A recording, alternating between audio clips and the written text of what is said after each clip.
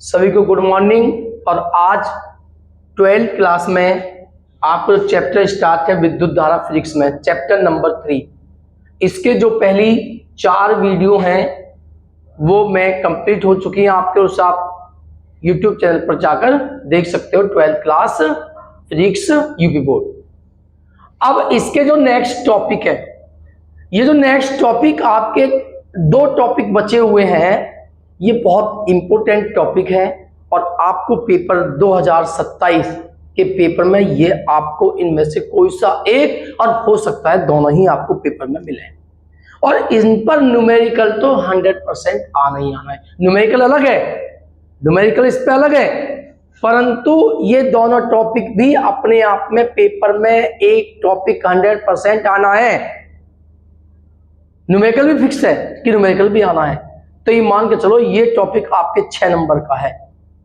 आज जो मैं आपको पढ़ाता हूं वो 6 नंबर का है, ये मान चलो आप आना ही आना है, फिक्स है। तो उसमें पहला टॉपिक है आपका, आपने देखा है किरचॉफ के नियम। किरचॉफ के नियम, और किरचॉफ के नियम थे विद्युत में। किरचॉफ के नियम होते हैं 2। पहला नियम क्या है, जिसे हम प्रथम नियम भी कह सकते हैं, प्रथम नियम। इस नियम को हम कह सकते हैं क्या, धारा नियम, या क्या कह सकते हैं, संधि नियम। ये इसका प्रथम नियम है, किरचॉफ का प्रथम नियम, संधि नियम या धारा नियम। क्या होता है, आपने वर्ड से पता लगती है, जो आपने हेडिंग लिखी है उसके वर्ड से कि उसकी परिभाषा क्या हो सकती है। आप देखते हो यहां पर क्या लिखा हुआ है, संधि। संधि किसे कहते हैं हिंदी में, जंक्शन को इंग्लिश में बोलते हैं जंक्शन। और जंक्शन मतलब क्या होता है, जंक्शन का नाम सुना है कभी, सुना है कभी जंक्शन का नाम, सुना है। जंक्शन आप कहते हो गाड़ी जहां पर रेलगाड़ी रुक रही है, आ रही जा रही है, बहुत जंक्शन मतलब जहां पर बहुत सारी रेलगाड़ी आ रही है जा रही है, वहां वो क्या होता है आपका, जंक्शन होता है। या जोड़, क्या होता है इसका पर्यायवाची, जोड़, जोड़ने वाले, क्या, जोड़ने वाला। एक स्टेशन है, वहां पर बहुत सी गाड़ी आ रही है और बहुत सी गाड़ी वहां से जा रही है, इसलिए वो जंक्शन है। ऐसे विद्युत परिपथ में होता है कि कोई जंक्शन है, मान लेते हैं, डेफिनेशन बाद में बताते नहीं है, पहले आप देखिए। मान लो ये आपका एक जंक्शन है, संधि है, ये आपके पास विद्युत परिपथ की एक संधि है। आपने कभी देखा है, आपके जो घर में लाइट के लिए, बिजली के लिए आप लाइट लाते हो तो खंबे पे से क्या तार आते हैं, 2। कभी कभी किसी घर पर 4 तार भी आ रहे हैं। कुछ मोटर ऐसी होती है, जो बड़ी बड़ी मोटर होती है, वो सिंगल फेस से नहीं चलती, वो डबल फेस, या कुछ मोटर ऐसे होते हैं जिन्हें 3 फेस की आवश्यकता होती है ना। उसके लिए खंबे पे से 3 तार 4 तार आते हैं, देखो होगा आपने। हमारे जितने भी घर में अप्लायंस है, चाहे हमारा फ्रिज है, वॉशिंग मशीन है, हमारा एसी है, पंखा है, कूलर है, इनके लिए एक फेस और एक अर्थ की आवश्यकता होती है। आपने देखा होगा 2 ही तार यूज होते हैं, लेकिन जो बड़ी मोटर होती है उसमें 2 फेस की मोटर होती है, उनमें तीनों जो हमारे फेस है वो तीनों फेस आते हैं निकल के, जिनमें धारा समय कैसी होती है, अलग अलग आते हैं 3। और आने के बाद चलो उसे भी छोड़ो, आप वहां से आपके 2 तार आते हैं केवल खंबे पे से। बिजली का जो पोल होता है उस पे से आपके घर में क्या तार आते हैं, केवल 2। और वो 2 तार आके आपके घर में कितने जगह बढ़ते हैं, बोलिए, 50 जगह बढ़ सकते हैं, 100 जगह बढ़ सकते हैं। उन्हीं में से सभी में धारा बढ़ जाती है या नहीं है। आए 2 तार और उन 2 तारों पर से निकल के गए बहुत सारे, तो वो क्या बन गए, जंक्शन। यानी कि ये एक जंक्शन है और इस जंक्शन पे ये कुछ धाराएं आ रही हैं, इस जंक्शन पर ये धाराएं हैं। ये धाराएं कितनी भी हो सकती हैं, आप कितनी भी धाराओं को ले सकते हो। मान लेते हैं ये धाराएं हैं आपकी I1, I2, I3 I4, I5, I6,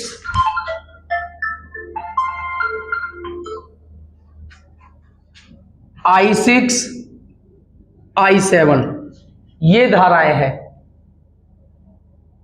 अब इन धाराओं में आपको क्या अंतर लग रहा है ये बताइए। आप देखते हो जो ये धारा I1, I2 और I3 है और I4 है, ये संधि से बाहर की ओर है। तीर कहां लगा हुआ है? बाहर की ओर। जबकि I5, I6 और I7 में धारा किधर को लगी हुई है?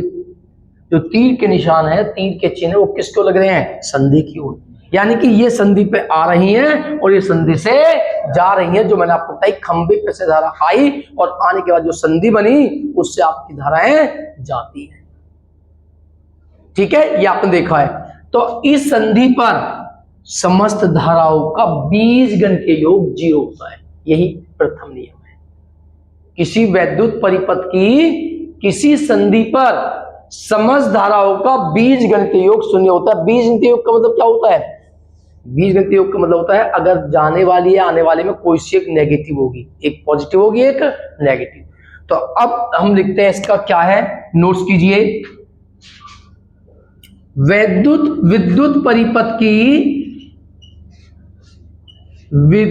परिपथ की किसी संधि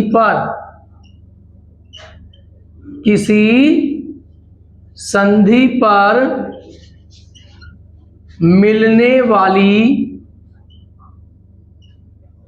समस्त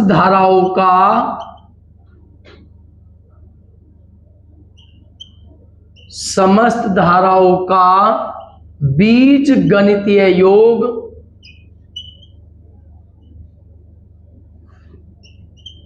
0 होता है। ये आपका प्रथम नियम है, संधि नियम। किसी वैद्युत परिपथ की किसी भी संधि पर मिलने वाली समस्त धाराओं का जो बीजगणितीय योग होता है वो क्या होता है? 0 होता है। ये आपका संधि नियम है। समझ में आया सभी के? ये एक संधि है, इस पे मिलने वाली समस्त धाराओं का बीजगणितीय योग क्या होगा? 0।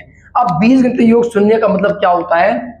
ये बीजगणितीय योग को शो करता है और I = 0। ये आपका प्रथम नियम है। ठीक है, इसके बाद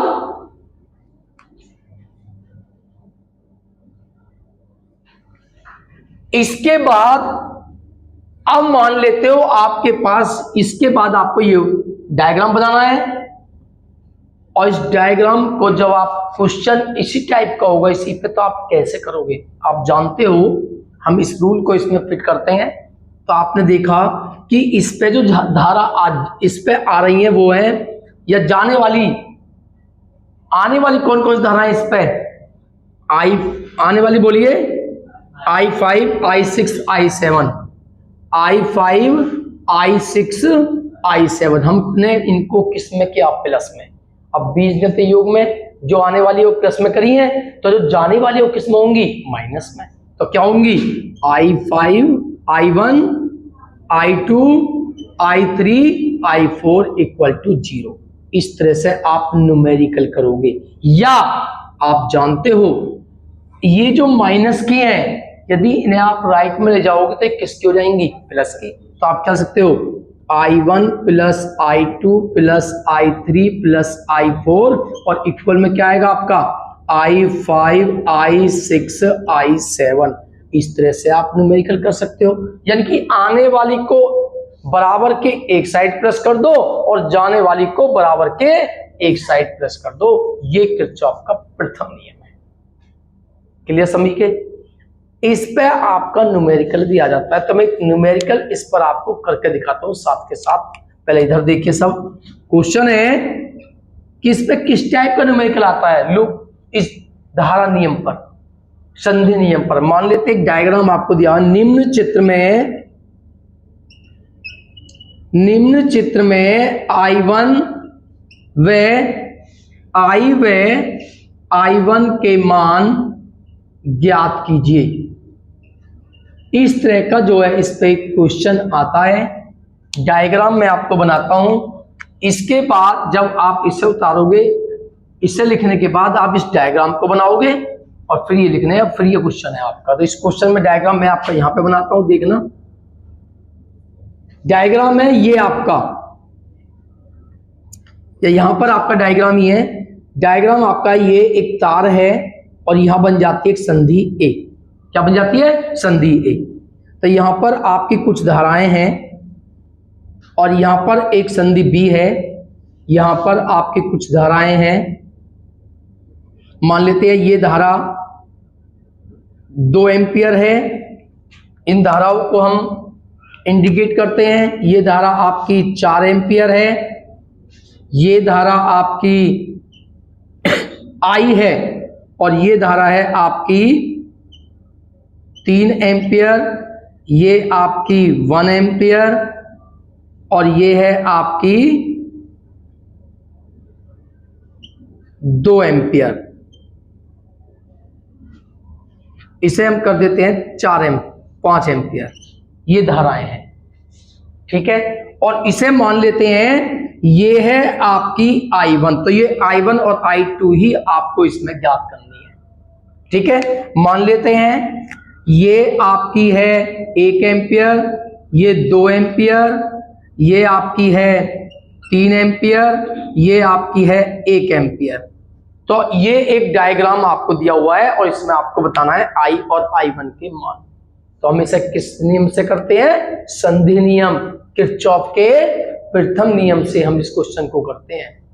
तो किस प्रकार होता है देखते हैं। सबसे पहले आप लिखोगे संधि ए पर किरचॉफ के द्वितीय नियम, प्रथम नियम से, प्रथम या संधि नियम से,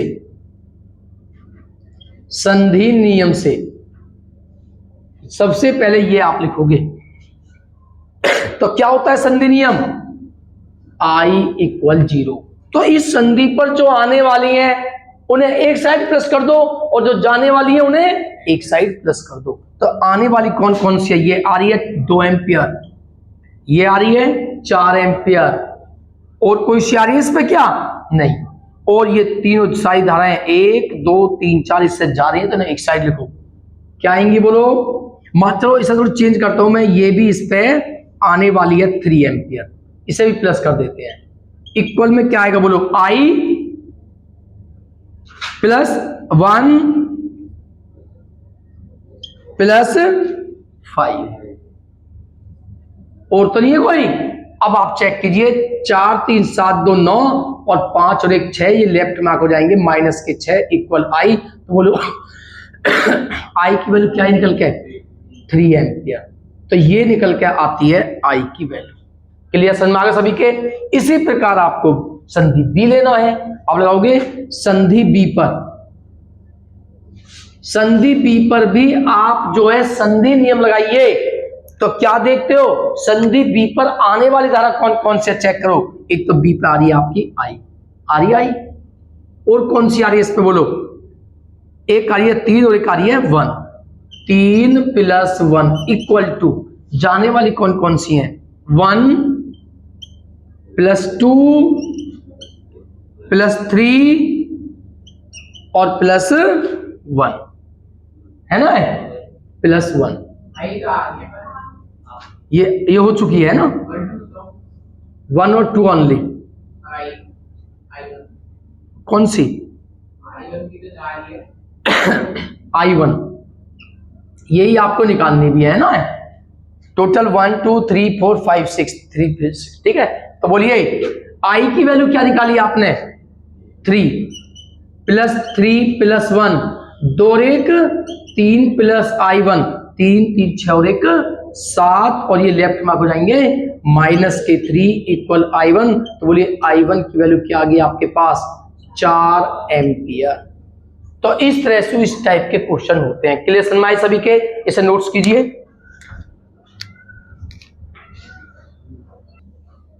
तो दूसरा नियम है आपका, जो दूसरा नियम होता है द्वितीय नियम, जिसे हम लूप नियम भी कहते हैं। लूप नियम या वोल्टा नियम, इसे हम वोल्टा नियम या लूप नियम भी कहते हैं। तो क्या होता है यह नियम? ज्यादातर लूप नियम के नाम से यह जाना जाता है।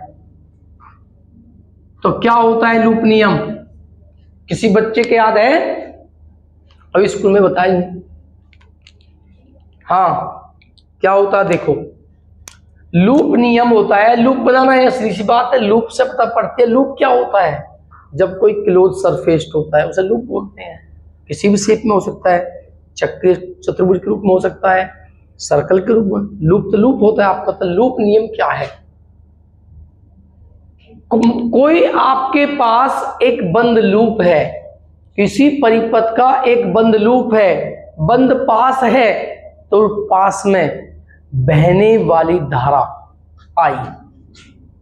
समझना, किसी लूप के किसी खंड में बहने वाली धारा आई और उसके संगत प्रतिरोध, मतलब जिसमें वो धारा बहती है, उसके संगत प्रतिरोध के गुणनफल का बीज गणितीय योग बराबर होता है उस परिपथ के उस पास के समस्त वैद्युत वाहक बल के बीज गणितीय योग के। ये आपका लूप नियम है। या तो आप ऐसे लिखिए, सबसे पहले ये लिखते हैं, लिखिए, नोट्स कीजिए। किसी परिपथ के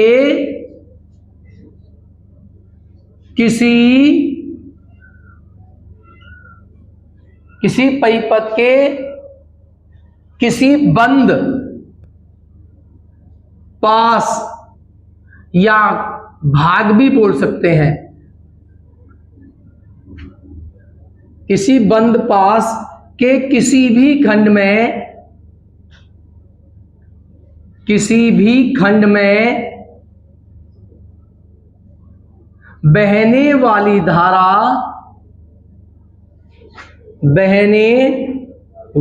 धारा तथा उसके संगत प्रतिरोध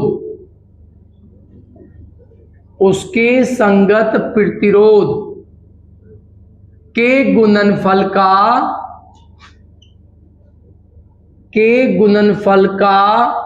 बीज गणितीय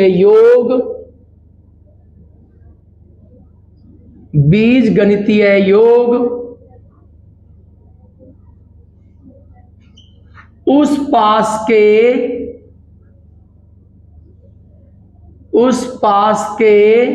समस्त वैद्युत वाहक बलों के बीज गणितीय योग के बराबर होता है।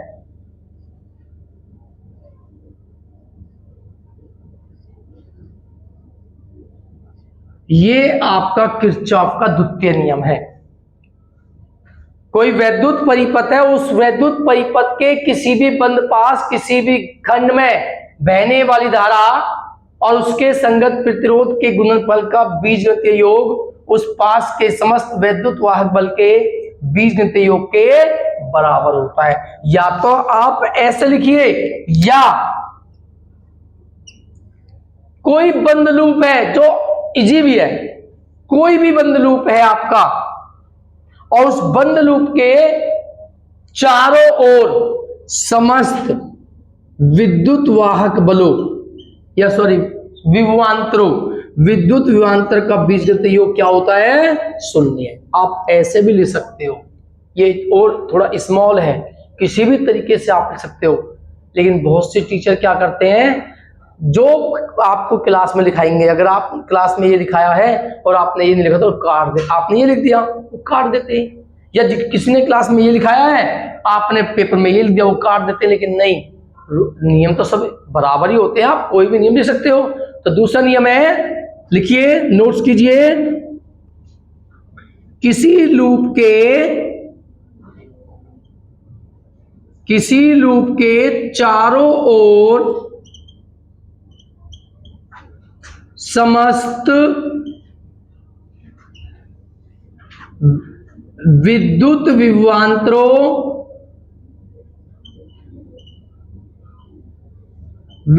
विभवांतरों के बीजगणितीय योग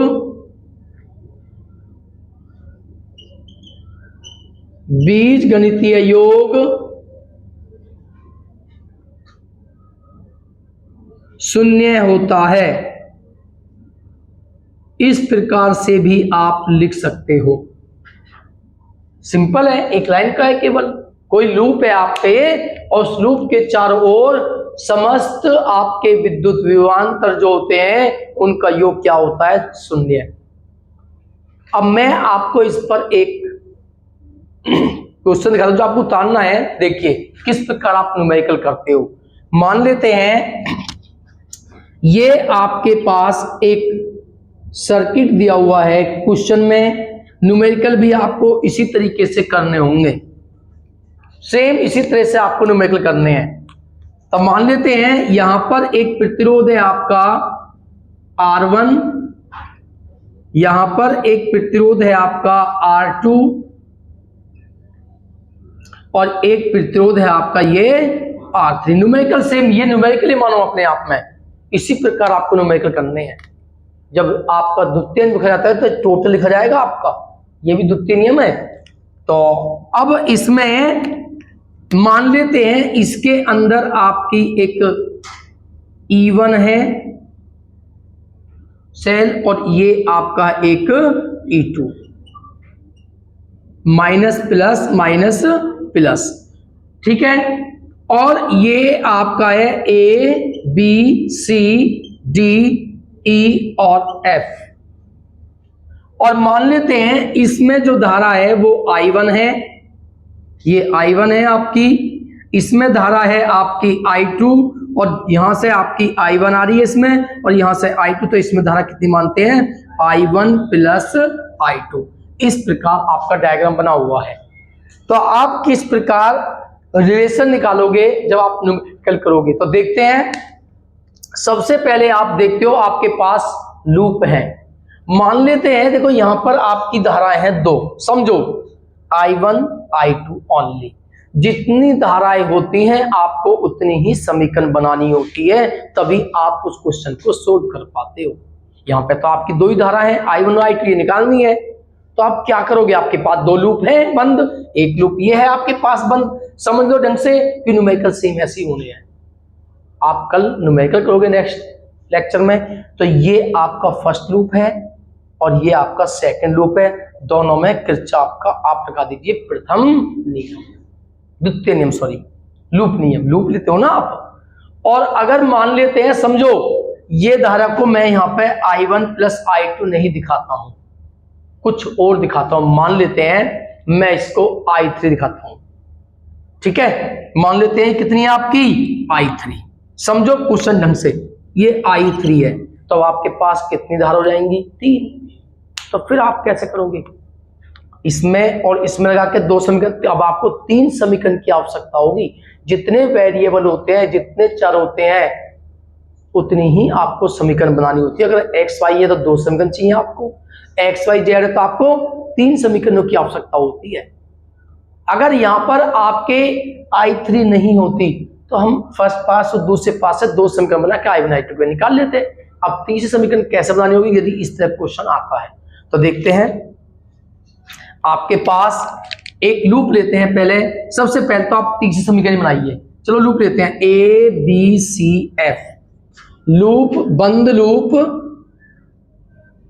बंद loop A B C F में किरचॉफ के कौन सा रूल लगाएंगे? सेकंड। इसमें द्वितीय रूल लगाइए। क्या है सेकंड बोलिए? लिखा हुआ है आपका IR इक्वल समीजन E। बोलिए इस लूप में कौन कौन से प्रतिरोध हैं? बताइए इस लूप के अंदर, बताइए। न्यूमेरिकल सेम ऐसे होना है, R1 और R2। R1 और R2 दो हैं आपके। अब इसमें धारा से क्या करनी है, मल्टीप्लाई। तो इसमें धारा I1 है, इसमें धारा I2 है, तो इसमें I1 से मल्टीप्लाई, इसमें I2 से मल्टीप्लाई। क्लियर, धारा में उसके प्रत्युर से मल्टीप्लाई की।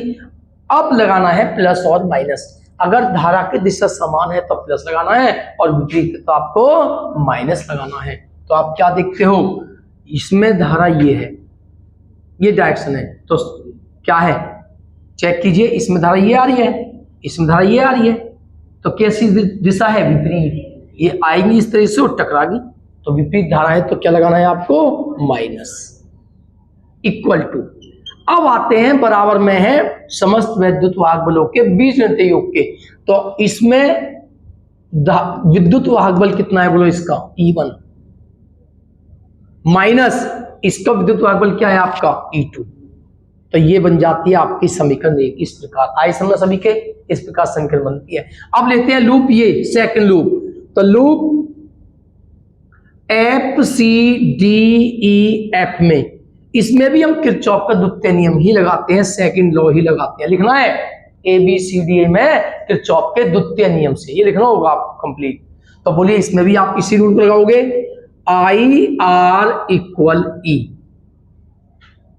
ठीक है, तो इसमें भी आप देखिए R2 और I3 प्रतिरोध है, R2 R3। बोलिए I2 में कितनी धारा है आपकी, बोलिए I2 में धारा कितनी है आपकी, I2, और इसमें कितनी है, I3। अब दिशा चेक कीजिए, ये डायरेक्शन, इसकी दिशा सेम डायरेक्शन में है, तो क्या आएगा आपका प्लस, सेम डायरेक्शन में है, इक्वल टू। अब बोलिए इसका विद्युत वाहक बल क्या है, E2। इक्वेशन सेकंड, क्योंकि इसका कोई विद्युत वाहक बल नहीं है। इस प्रकार दूसरे बन जाएंगी, दोनों ने हल कर लोगे, एक्स वाई की तरह I1 और I2 के मान निकाल लोगे आप, विलोपन विधि, सुप्रतिस्थापित, जैसे भी आपकी मर्जी। बट अब आप अगर आपके मान लेते हैं ये I3 नहीं होती तो ऐसा करते, लेकिन यहाँ पे I3 भी है, तो तीन समीकरण बनानी है। अब कैसे बनाओगे, तीसरे समीकरण की अगर आपको आवश्यकता पड़ती है तो तीनों धारा कौन सी संधि है उसमें प्रथम नियम लगेगा। या तो ये संधि आपकी ऐसे जिसपे तीनों आ रही है, या ये संधि ऐसे जिसपे तीनों आ रही है, कोई सी भी संधि पे किरचॉफ का प्रथम नियम लगा देना है।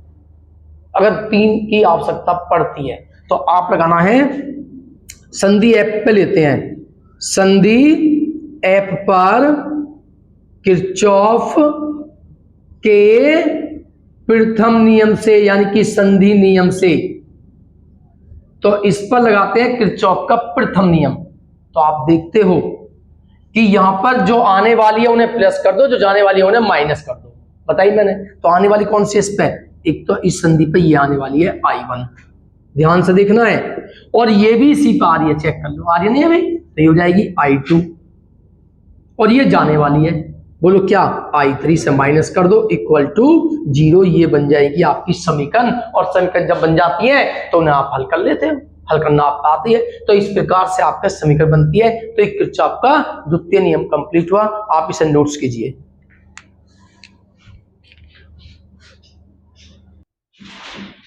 तो इसके जो नेक्स्ट टॉपिक हैं वह टॉपिक उसे नेक्स्ट वीडियो में देखते हैं। तब तक आप इसे तैयार करें, इससे कोई प्रॉब्लम्स हो तो उसे पूछ लें, कमेंट बॉक्स में डाल दें।